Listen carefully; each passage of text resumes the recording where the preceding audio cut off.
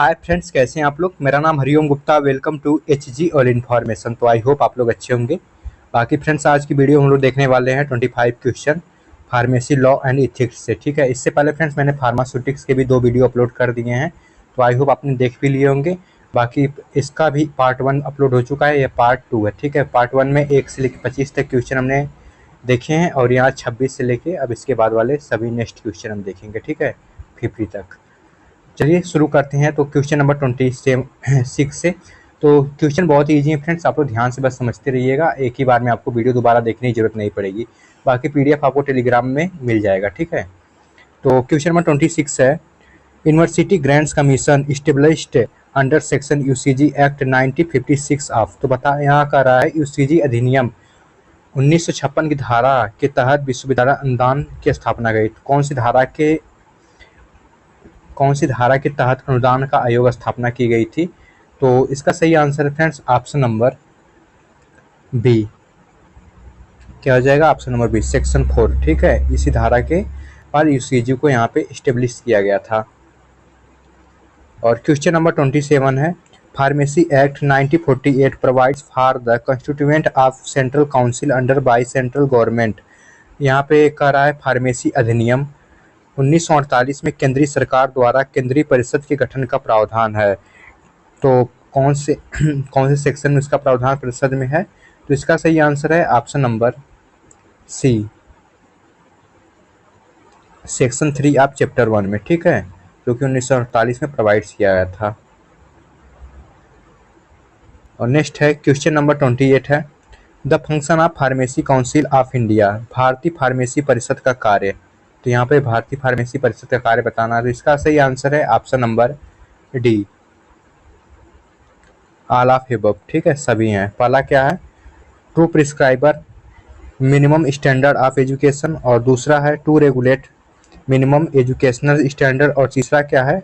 To complete and maintain central register for pharmacist. ठीक है, जो कि भारतीय फार्मेसी परिषद का कार्य है, फंक्शन ऑफ फार्मेसी काउंसिल का।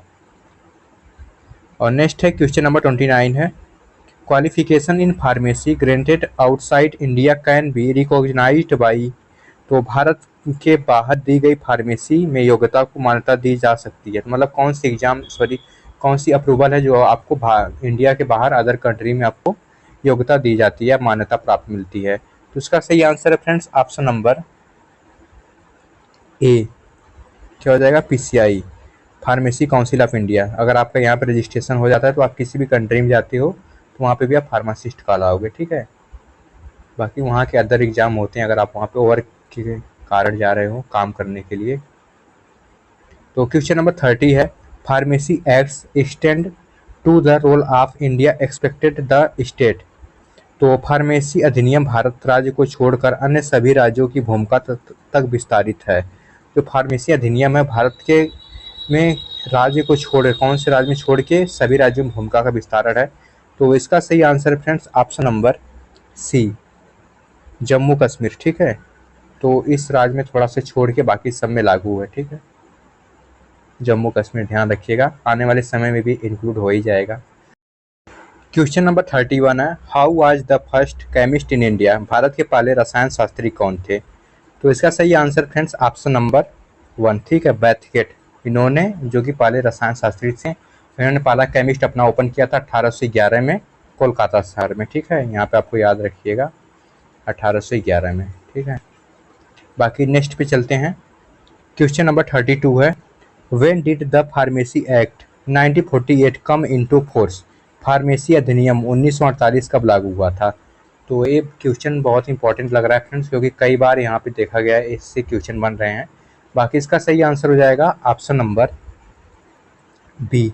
क्या हो जाएगा? ऑप्शन नंबर बी हो जाएगा, 4 मार्च 1948 को। ठीक है, यही लागू किया गया था फार्मेसी अधिनियम। क्वेश्चन नंबर 33 है, section 25 of the pharmacy act 1948 deals with. तो यहाँ पे कह रहा है फार्मेसी अधिनियम 1948 की धारा 25 निम्नलिखित में से किससे संबंधित है। तो इसका सही आंसर है फ्रेंड्स ऑप्शन नंबर बी,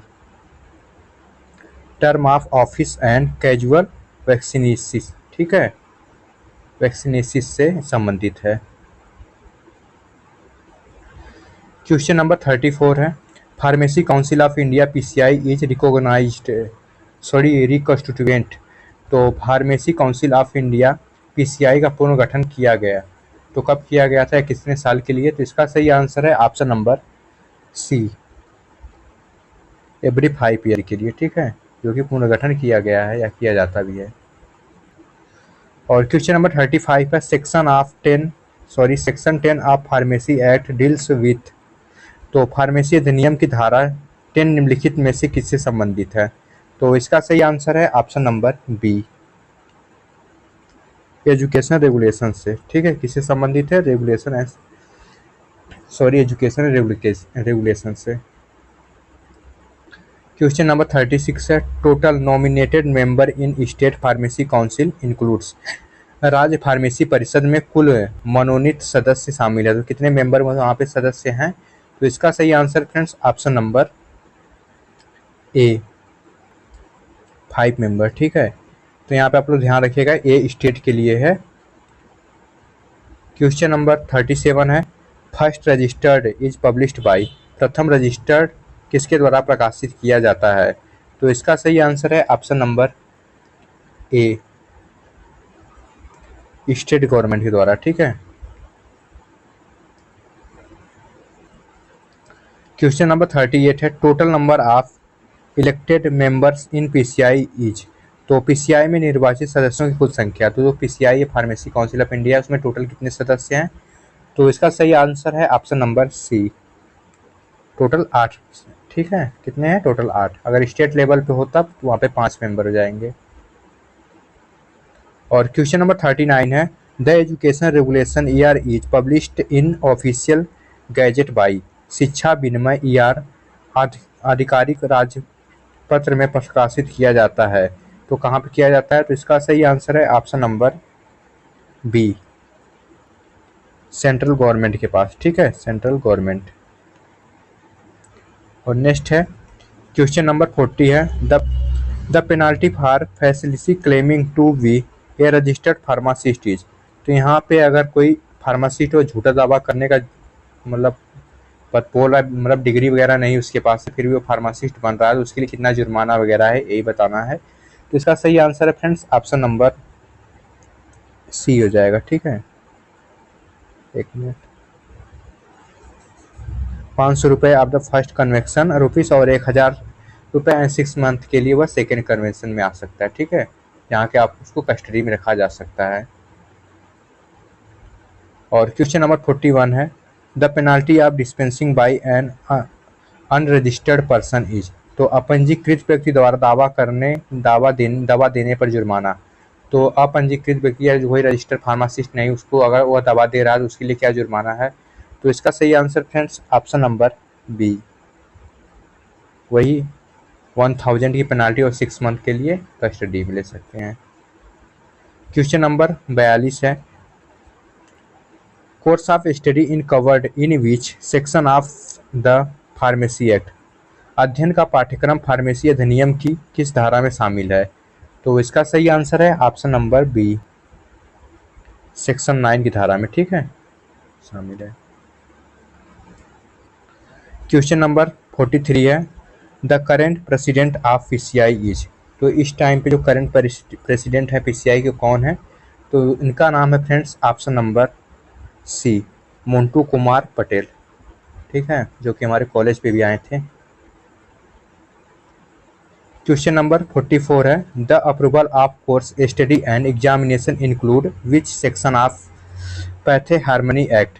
पाठ्यक्रम अध्ययन और परीक्षा की मंजूरी में दंड प्रक्रिया सहित कौन सी धारा शामिल है? तो इसका सही आंसर है friends option number B, section 12 में, ठीक है। क्वेश्चन नंबर 45 है, section 17 of the pharmacy act 1948 provide. तो फार्मेसी अधिनियम 1948 की धारा 17 में प्रावधान है, तो क्या प्रावधान इसके लिए बनाया गया है? तो इसका सही आंसर है option number A, information to be furnished, ठीक है, जो कि यहाँ पे 17 धारा 17 में आता है, सेक्शन 17 में।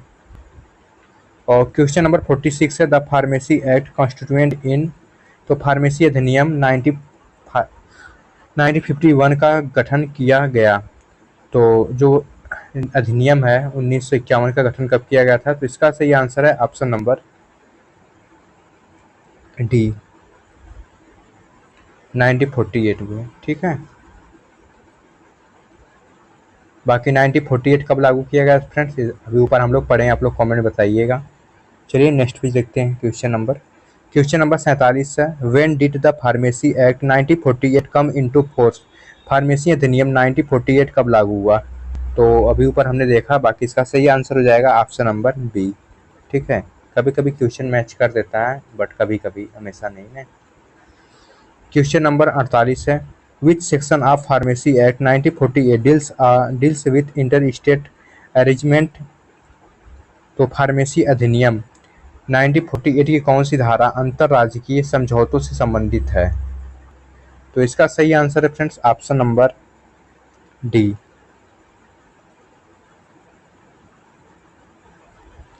सेक्शन 20 ऑफ फार्मेसी एक्ट 1948 से। ठीक है, जो कि समझौतों पर संबंधित है।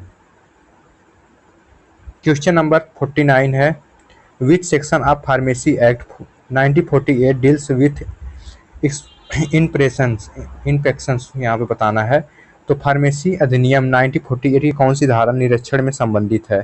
तो इसका सही आंसर है friends option number A, section 16 of pharmacy act 1948। ठीक है, जो कि फार्मेसी अधिनियम 1948 की धारा को निरीक्षण के लिए संबंधित है। क्वेश्चन नंबर 50 है, section 25 of pharmacy act 1948 deals with. तो सेक्शन 25 के अंतर्गत कौन सी धारा को या कौन सी अधिनियम को संबंधित है? तो इसका सही आंसर है friends option number B, term of office and casual vacancies. ठीक है, तो फ्रेंड्स ये थे 25 क्वेश्चन जो कि आपके फार्मेसी लॉ एंड एथिक्स से लिए गए थे। आई होप वीडियो आपको बहुत ही हेल्पफुल लगी होगी। बाकी कल नेक्स्ट टॉपिक या नेक्स्ट चैप्टर का वीडियो हम लाएंगे। ठीक है, अगले जो आने वाली वीडियोज है उसमें, क्योंकि 2 वीडियो इसमें करा दिया हम, 2 वीडियो फार्मास्यूटिक्स में, अब 2 वीडियो अदर सब्जेक्ट के भी आएंगे। उसके बाद ऐसे ही पूरा चलता रहेगा। ठीक है, बाकी मिलते हैं फ्रेंड्स नेक्स्ट वीडियो में। बाकी इसका PDF आपको टेलीग्राम पे मिल जाएगा। बाकी चैनल पे आप नए हैं, चैनल को सब्सक्राइब कर लीजिएगा। वीडियो अच्छी लगी तो इसे लाइक कीजिएगा, एंड मिलते हैं नेक्स्ट वीडियो में। तब तक ये जय हिंद।